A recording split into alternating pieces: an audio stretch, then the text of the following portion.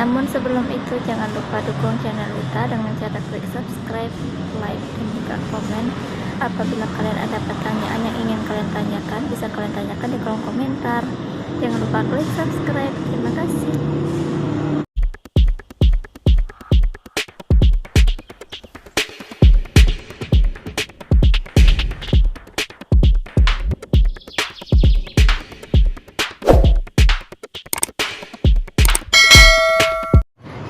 Assalamualaikum warahmatullahi wabarakatuh. Berjumpa lagi di Wita Mulyana Channel. Oke, jadi pada video suka-suka sekali ini Wita masih bakalan membahas mengenai PNM Mekar, karena di sini masih ada pertanyaan yang belum Wita jawab, dan Wita mohon maaf sebelumnya karena pertanyaan ini udah masuk beberapa hari yang lalu, dan Wita juga udah beberapa hari, udah hampir seminggu lewat gak buat video. Wita gak banyak pertanyaan dari kalian mengenai PNM Mekar, dan pada video sekali ini Wita bakalan menjawab sedikit pertanyaan kalian. Semoga jawaban Wita ini bisa membantu ataupun memberikan informasi buat kalian semua. Namun di sini Wita mohon maaf juga terlebih dahulu apabila suara Wita terdengar kecil, karena Wita nggak pakai mikrofon. Dan sekarang Wita lagi di toko, lagi kerja juga. Terus ada keributan karena memang di tepi jalan gitu, jalan lintas. Nah, kalian bisa lihat di sini memang tepi jalan lintas dan memang banyak orang. Jadi memang suara Wita tuh agak kecil. Jadi tapi Wita berharap walaupun kecil suaranya, ini tidak mengurangi informasi yang bakalan Wita berikan kepada kalian semua. So, untuk itu tetap stay tune pada video Wita dan simak penjelasan Wita ya. Oke, Wita lanjut aja ke pertanyaan pertama. Apakah setelah mengikuti training di PNM Mekar itu pasti diterima, atau masih ada yang nggak diterima atau nggak lolos kak gitu? Namun sebelum itu jangan lupa dukung channel Wita dengan cara klik subscribe, like, dan juga komen. Apabila kalian ada pertanyaan yang ingin kalian tanyakan, bisa kalian tanyakan di kolom komentar. Jangan lupa klik subscribe. Terima kasih. Oke, untuk jawaban pertanyaan pertama itu, apakah setelah training itu masih ada yang nggak lolos? Di sini Wita bakalan menjawab pertanyaan sesuai dari cerita-cerita waktu masih di PNM. Itu cerita dari SAU PNM Padang Panjang. Dia bercerita mengenai kebetulan waktu Wita kerja itu ada anak training di Padang Panjang. Nah, pada hari pertama itu anak training itu dikasih peringatan kayak gitu. Peringatannya tuh kayak harus mengikuti kegiatan dengan baik, terus juga nggak boleh banyak tingkah lah gitu. Dengan maksud banyak tingkah tuh kayak banyak mengikuti kegiatan di luar kegiatan PNM-nya gitu. Terus juga dari segi tutur kata, jangan sampai ada kata-kata yang kasar ataupun kata-kata kotor yang terlontar. Nah, ini pentingnya tuh ketika kalian sedang mengikuti training, kalian harus menjaga juga tuh kata-kata kalian. Jangan sampai kata-kata kalian tuh kayak kata-kata kalau dalam Islam ya, itu kayak kata-kata menyebut nama binatang, anjing atau apa gitu kan. Nah, jadi penting juga untuk kalian menjaga tutur kata ketika kalian mengikuti training.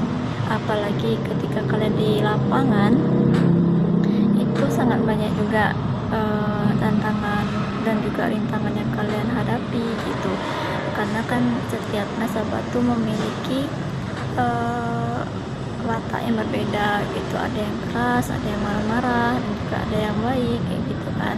Nah, di sini kalian harus bisa menyikapinya dengan baik. Jangan sampai kalian mengeluarkan kata-kata yang tidak pantas ataupun tidak sopan kepada nasabah ataupun kepada rekan kerja kalian ketika kalian training. Nah, jadi untuk kata-kata ini memang harus kalian terapkan tidak hanya di depan kepala cabang tempat kalian training dan juga di depan SAO, tapi juga kalian juga harus bisa menjaga kata-kata kalian dengan rekan kerja kalian yang membawa kalian di lapangan dan juga kepada nasabah. Jadi selain kata-kata yang harus kalian tekankan ataupun harus kalian jaga gitu, kalian juga harus menjaga sikap gitu. Terutama apabila kalian lagi di mes atau di kantor gitu kan, kalian harus bisa menjaga sikap.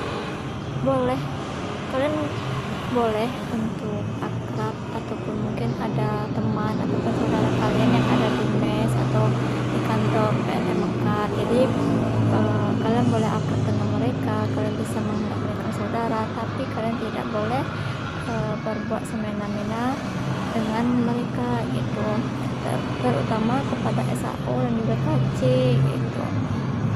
Karena menurut cerita dari SAO kemarin, ada anak training itu tuh sampai saking merasa dekatnya dengan kakak-kakak yang udah senior gitu kan, yang udah jadi karyawan PNM, saking dekatnya mereka sampai berani minjam uang jajan, bahkan mereka juga berani minta jajan, minta beli ini, minta beli itu kepada AO yang sedang menjalankan tugas atau AO yang sedang di lapangan gitu.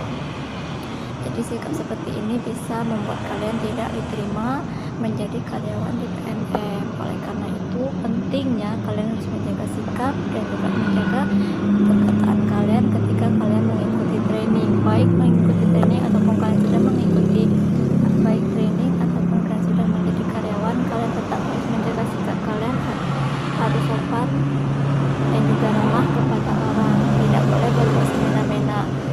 Karena apabila kalian sebagai karyawan training nih gitu, kalian belum tentu kalian langsung diterima, itu belum tentu. Makanya selama kalian training, ada training selama 3 hari dan juga ada 7 hari, itu memang kalian dipantau oleh kakak AO ataupun SAO ataupun KC juga gitu. Itu memang memantau kalian, bagaimana sikap kalian di lapangan, bagaimana ucapan kalian, bagaimana kalian bertindak, itu memang penuh dalam penilaian mereka gitu. Oleh karena itu kalian harus tetap berbuat baik dan juga sopan. Dan apabila kalian udah mengikuti seluruh dari rangkaian training seperti yang udah kita jelaskan di video sebelumnya mengenai training PNM itu, kan kalian harus mengikuti banyak kegiatan, terutama kalian harus banyak bertanya gitu. Insya Allah apabila kalian memang udah mengikuti prosedur yang baik dan juga menjalankannya dengan baik, insya Allah kalian diterima, dan ada kemungkinan besar kalian diterima bekerja di PNM Mekar, dan kalian pastinya bakalan dipanggil dan ditentukan jadwal kalian mulai masuk, kapan kalian bisa mulai bekerja di PNM Mekar. Oke teman-teman, jadi segitu dulu jawaban dari Wita mengenai pertanyaan pertama, apakah setelah training itu masih ada yang tidak lulus ataupun sudah pasti lulus atau enggak nih gitu, apabila sudah mengikuti training sampai selesai. Oke teman-teman, sekarang kita bakalan menjawab pertanyaan selanjutnya, yaitu berapa hari pengumuman lulus atau enggaknya setelah interview.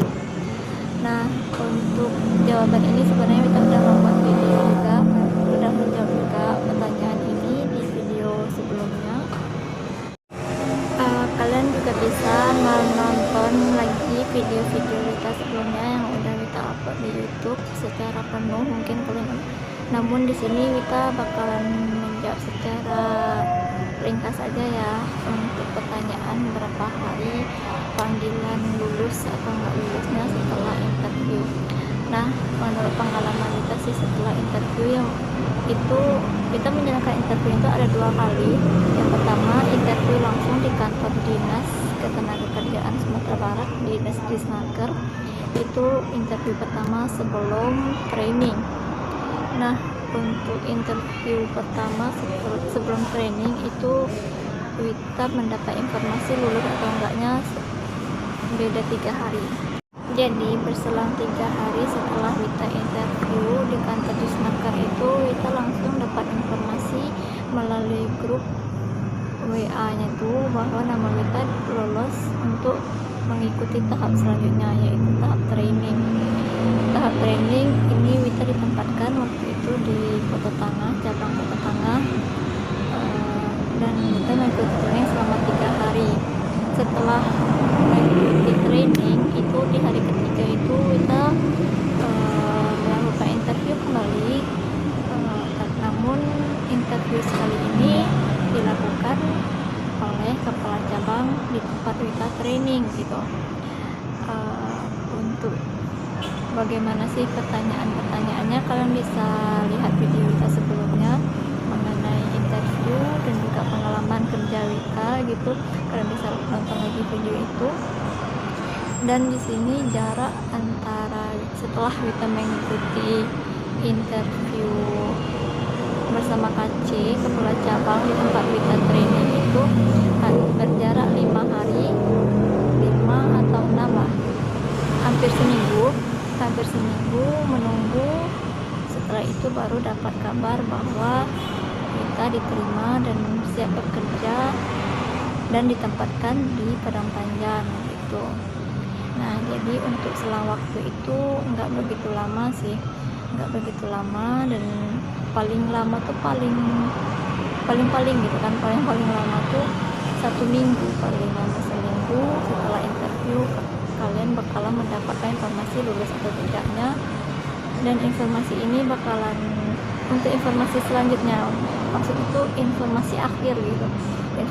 Informasi akhir ini berisikan lokasi tempat kalian kerja pertama, itu dimana, tanggal berapa kalian mulai bekerja, dan di sana juga dicantumkan nomor kepala cabang ataupun SHO-nya yang bisa kalian hubungi. Di sana kalian bisa menghubungi nomor tersebut, dan juga kalian bisa bertanya alamat lengkap mesnya gitu apabila kalian memang berasal dari luar daerah. Dan setelah mendapatkan informasi akhir, kalian bisa mengikuti pekerjaan ataupun mengikuti kegiatan kalian sebagai karyawan tetap dari PNM Mekar.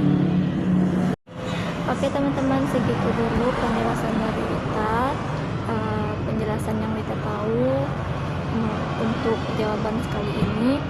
Dan apabila kalian masih ada pertanyaan yang masih ragu ataupun mungkin masih ingin kalian tanyakan, kalian bisa tanyakan di kolom komentar.